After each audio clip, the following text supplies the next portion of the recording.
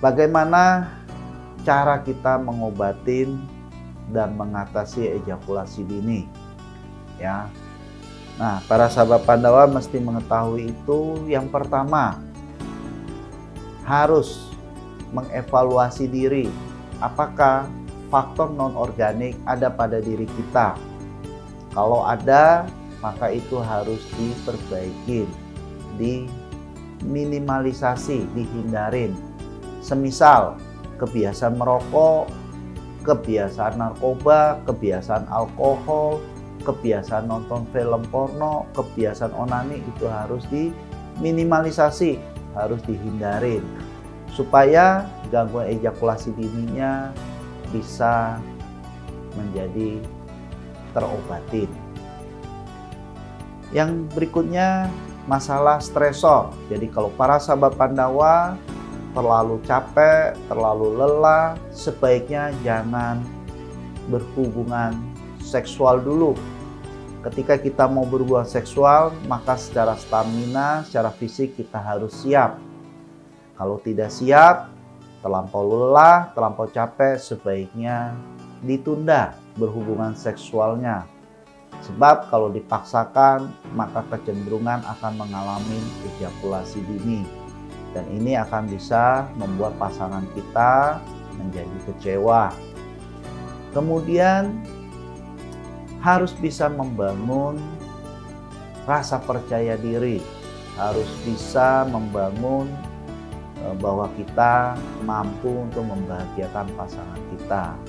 Ya.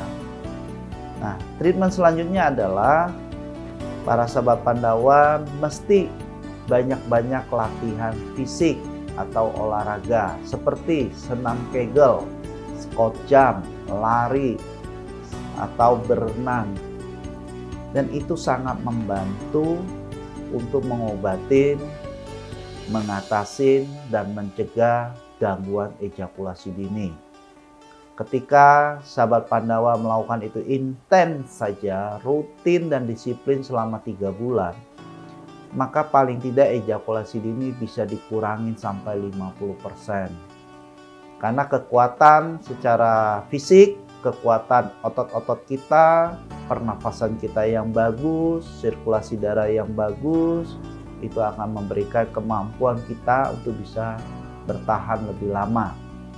Dan itu akan sangat membantu mengatasi ejakulasi dini yang dialami oleh pasien. Selanjutnya, kita harus melihat apakah faktor-faktor organik ini ada apa tidak. Seperti apakah kita ada mengalami defisiensi hormon atau gangguan hormon. Untuk kita bisa tahu, kita harus lakukan screening laboratorium.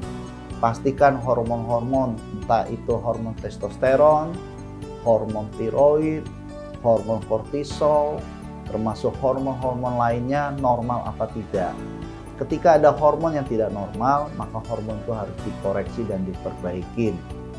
Demikian juga ada tidak gangguan defisiensi daripada vitamin, misalnya vitamin D, termasuk mineral seperti zinc, kalsium. Kalau ada yang kurang, itu pun harus dikoreksi dan diperbaiki. Gangguan hormon, defisiensi vitamin, defisiensi mineral, ketika itu diperbaiki dengan baik, maka itu akan membantu mengobati, memperbaiki gangguan ejakulasi dininya. Dan faktor-faktor organik ini hanya bisa diketahui, hanya bisa dipastikan ketika kita melakukan screening laboratorium. Dan yang terakhir, yang ketiga, para sahabat Pandawa mesti belajar, mesti mengatur teknik-teknik berhubungan seks. Belajarlah tidak tergesa-gesa ketika berhubungan seks. Lakukanlah foreplay yang lebih lama terhadap istri, tetapi foreplay terhadap kita yang mengalami ejakulasi dini seminimal mungkin. Jadi, sang istri tidak boleh terlampau sering, terlampau lama memforeplay si prianya. Demikian juga si prianya juga harus bisa mengatur hubungan seksnya jangan tergesa-gesa, jangan terburu-buru, santai, rileks, dan pelan-pelan saja. Lebih banyak memforeplay pasangannya sehingga nanti ejakulasinya tidak cepat keluar. Nah, selanjutnya para sahabat Pandawa bisa dibantu dengan berbagai macam suplemen atau obat-obatan yang bisa membantu memperbaiki ejakulasi dini. Mulai dari pemberian antioksidan, mulai pemberian suplemen seperti zinc, seperti kalsium, seperti selenium, itu sangat membantu. Ketika hormon testosteronnya kurang, maka para sahabat Pandawa bisa diberikan obat testosteron injeksi. Dan masih ada macam-macam obat yang bisa membantu, baik itu meningkatkan dan memperbaiki vaskularisasi, meningkatkan dan memperbaiki persarafan, dan membantu meningkatkan dan memperbaiki otot-otot, terutama otot-otot di sekitar pelvis atau pinggul. Nah, para sahabat Pandawa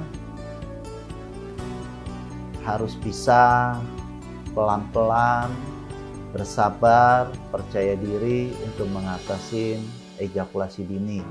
Ejakulasi dini bisa diobatin, bisa disembuhkan.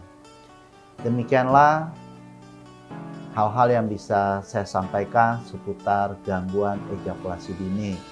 Semoga informasi ini bisa bermanfaat, menambah wawasan dan pengetahuan para sahabat Pandawa. Demikianlah pembahasan saya kali ini. Jangan lupa like, komen, subscribe YouTube Klinik Pandawa. Sampai jumpa lagi.